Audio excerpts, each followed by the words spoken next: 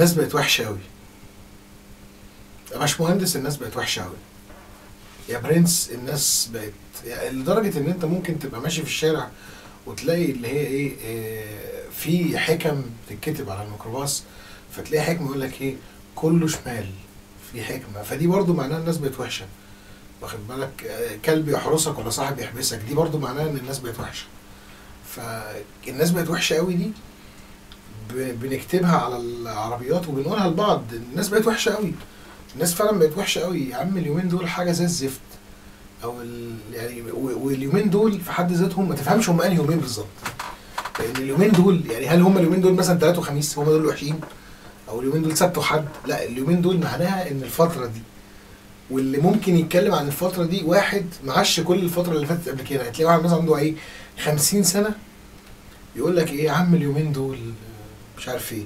ما انت تيجي تتفرج بقى على فيلم يا عم، الناس بتوع اليومين دول يعني مش عارف انا الناس اتجننت ولا ايه، يعني يقول لك اي حاجه فيها يعني المهم يزق لك كلمه ايه اليومين دول، ده مفتاح القضيه. يعني اللي هو اليومين دول هو كل مشكلته في الحياه ان اليومين دول هم سبب المشاكل.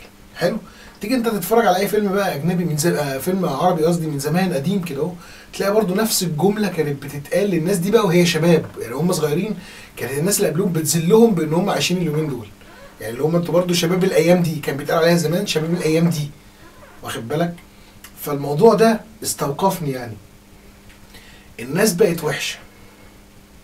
طيب ماشي، عارفين ان الناس بقت وحشه، عرفنا المعلومه خلاص ماشي. ايه بقى ايه المشكله يعني؟ الناس بقت وحشه. السؤال الاصح ان انا اسال الناس بقت وحشه ازاي، ولا الناس بقت وحشه ليه؟ طب ما ليه وازاي واحد صحيح، بس هي الناس بقت وحشه. تيجي تسال حد الناس بقت وحشه ليه، يقول لك يا عم مفيش يا عم يقول لك الدش والقرف بقى والكلام ده كله يا عم، والناس بقت والموبايلات، ويعني احنا بالنسبه لنا لما تيجي تكلم حد على ايه الناس بقت وحشه ليه، يقول لك يا عم الزمن اتغير، الجيل اتغير. انا مع فعلا الزمن اتغير، بس الزمن ما اتغيرش للاوحش.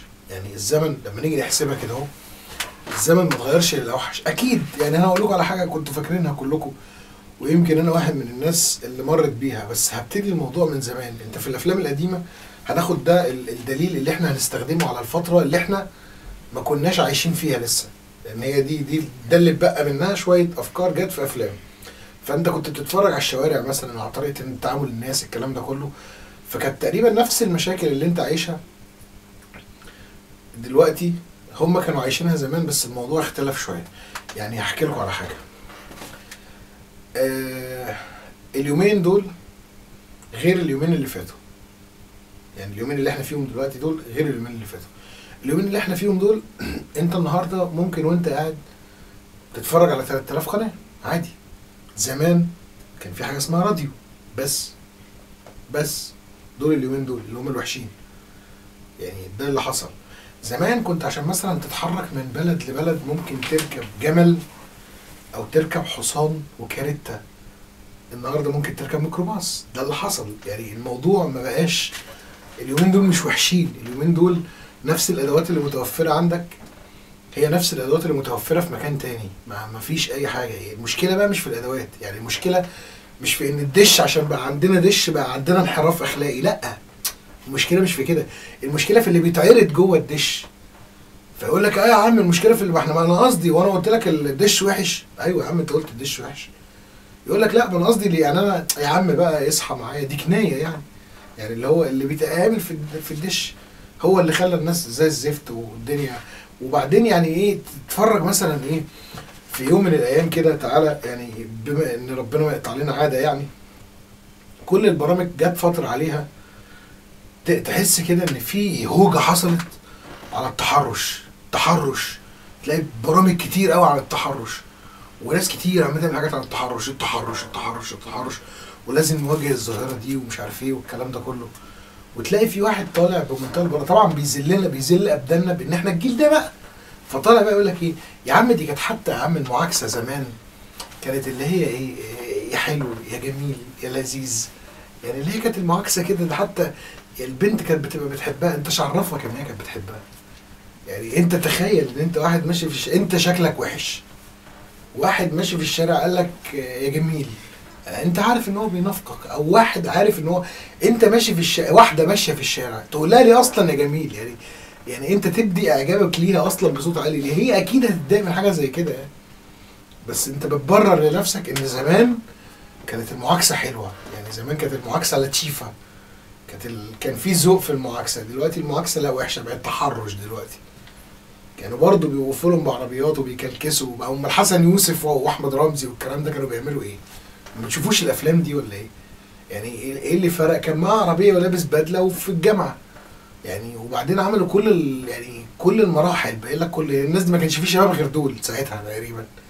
فده اللي بيحصل دلوقتي. بس كل اللي حصل ان احنا زدنا قوي. وبرده ما زدناش قوي، خلي بالكوا يعني. احنا زدنا لان احنا اللي زدنا، ما جبناش حد من بره زودنا، احنا اللي زدنا، احنا نفسنا زدنا. وبعدين احنا مش عارف، احنا فينا حاجات غريبه انا ما بفهمهاش. يعني مثلا تلاقي ايه، في عندنا حاجه احنا بنعملها هي عكس بعض، يعني احنا بنعمل حاجه متناقضه تماما. من ضمن برضو الحاجات اللي بتيجي تتصنف التصنيفات الغريبه، تلاقي مثلا لما نعمل عمل عظيم، مثلا كسبنا ماتش مثلا يعني في اي بطوله، المصريين هم والفراعنه واحنا مش عارف عملنا ايه وايه. وتيجي راكب في ميكروباص مثلا، واحد يعمل حاجه ما تعجبش التاني، يقول لك هو احنا شعب فراعنه، احنا شعب ما نجيش غير بالكرباج، احنا فراعنه اصل احنا مش اي حد ينفع معانا. طب هو احنا فراعنه كفراعنه حلوين ولا وحشين؟ وبعدين احنا خلوا الفراعنه في حالهم، يعني خلوهم في حالهم، سيبوهم في حالهم، الناس دي سيبوهم في حالهم شويه. انا عايز افهم بقى، احنا فراعنه دي بالنسبه للناس دي حاجه حلوه ولا حاجه وحشه؟ انا مش عارف. يعني مره الناس تقول لك عليها يا عم انا وبعدين يقول لك يا فرعون ايش فرعنك؟ قال لك ما لقيتش حد يلمني. انا المثل ده ما بفهموش. يا فرعون ايه فرعنك؟ قال ما لقيتش حد يلمني. يعني الفرعون عشان يتلم، عشان ما يتفرعنش، عايز حد يلمه. فاللي هو ايه، مش فاهم ايه الخناق اللي احنا عايشين فيها دي. يعني في حاجات انا ما بفهمهاش، يعني انا في حاجات ما بفهمهاش، والحاجات دي هي اللي الناس دايما بتقول بسببها ان الناس بقت وحشه. الناس بقت وحشه عشان ما حدش دلوقتي يقول لك ايه، احنا زمان كنا لما حد بنشوفه في الاتوبيس واقف نقوم ونقعده. على فكره لو بصيتوا في الافلام اللي كانت بتيجي في السبعينات والثمانينات والستينات، بلاش الستينات خليها في حالها، بس خلينا نبص في السبعينات والثمانينات، كان الاتوبيس الاحمر اللي بباب واحد باين ده، وكانت الناس بتبقى واقفه عليه من ايام فيلم مراتي مدير عام. كان راكب متشعلق في الاتوبيس، احنا بنتشعلق في الاتوبيسات من زمان على فكره. يعني الموضوع مش زمان كان حلو طول الوقت، يعني مش كل حاجه كانت زمان، احنا عندنا الموضوع ارتبط بان زمان هو الكويس بس. يعني كل حاجه حصلت زمان تبقى كل حاجه حلوه. فعشان كل حاجه حصلت زمان كانت حلوه في الوقت اللي احنا ما عشناهوش، بقى يطلع علينا الكلام بتاع اللي هو ايه، اليومين دول زي الزفت. وبعدين تلاقي في ناس بقى بتذلك بالموضوع، اللي هو تقول لك يا عم هو انتوا عايشين ده فين ايام العيشه بتاعت زمان؟ طب بتقول لي ليه؟ انا عارف ان انا موجود في وقت ابن البنيله، بتفكرني ليه يعني؟ انا عارف المعلومه دي، ليه بتقول لي يعني اللي هو ده احنا ايامنا كنت انزل ما تسمع مثلا حد كبير يقعد يقول لك ايه، يا عم ده انا كنت باخد مصروف تعريفه دي كنت بنزل اجيب بيها كل حاجه. طب انت بتذلني مثلا يعني؟ طب ما انا عارف ان انا هيجي يوم عليا من الايام انزل يا ابني هات لنا ب 10000 جنيه جبنه. هل بقى ذل؟ انا كنت باخد مصروف باريزه بقى وانا صغير وبتاع وبنزل اجيب بيه مصاصه والبنا؟ يعني مش لازم يعني، ما هو برضو وقت، وانا مش عارف ايه اللي هيحصل. بس يعني حتى مش هقعد اكئبه كده بالشكل ده، اقعد اقول له انا كنت باخد مصروف، انا مالي كنت بتاخد كام وانت صغير؟ انا ايه المشكله يعني؟ بقول لك الدنيا كانت رايقه، مين اللي زحمها؟ يعني لما الدنيا كانت رايقه مين اللي زحمها؟ في حد جه من بره زحمها؟ ما احنا اللي قاعدين برضه فيها يعني. مش فاهم انا ومين الناس اللي بقت وحشه؟ ما انت من الناس اللي انت بتقول عليها بقت وحشه، ما اكيد في حد تاني على ارض البلد دي انت بتعمل حاجه بتضايقه فبيقول عليك الناس بقت وحشه برضه. يعني عادي بقت وحشه، الناس بقت بتعامل بعض وحش، محدش بقى طايق لحد كلمه، محدش بقى طايق يبص في وش حد. ما يعني مش عارف. بقول لك يا عم لا والله كانت الدنيا كويسه وما كناش كده. مش عارف موضوع ما كناش كده ده، لا ما كناش كده.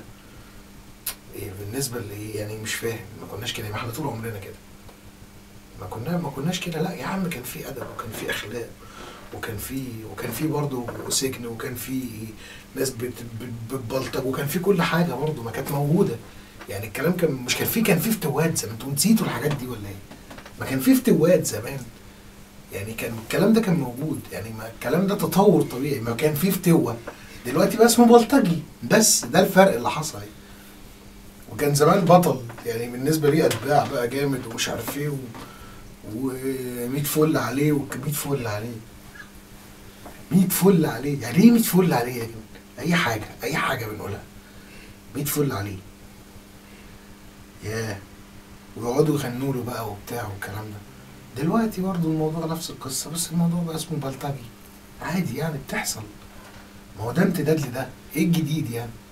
بتستغربوا ليه لما يقول لك اصل الدنيا دلوقتي اتغيرت عن زمان؟ ما هي لازم تتغير عن زمان، يعني زمان خلص، كان زمان خلص. دلوقتي بقى ايه الدنيا؟ ولا حاجه.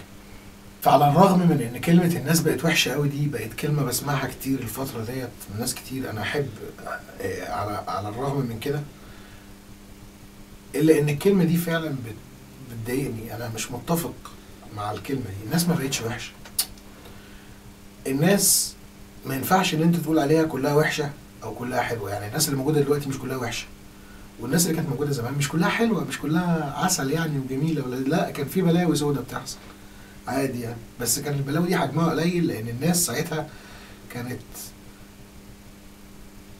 صغيرين قليلين، العدد نفسه قليل. ودلوقتي العدد كتير بالنسبه للناس اللي كانت موجوده زمان، فاكيد الناس الحلوه زادت والناس الوحشه زادت. بس مش حد قاعد بيقيس، يعني ما فيش وحده قياس كام واحد شرير، يعني مش ما بتتحسبش كده. بس هو كل وقت وليه ظروفه. فعشان انا عارف ان احنا جينا في الوقت ده، فعشان خاطري يعني انا رجاء خاص للناس اللي بتعامل معاها بشكل يومي، انا فعلا بتضايق من موضوع الناس بقت وحشه قوي اليومين دول، لانه مش صح، مش صح. ده نوع من انواع الوهم. احنا بنوهم نفسنا ان الناس دلوقتي بقت وحشه. لا، الناس دلوقتي فيها وحش وفيها حلو. كفايه كده النهارده، هنقعد تاني مع بعض نتكلم في حاجه تانيه. سلام.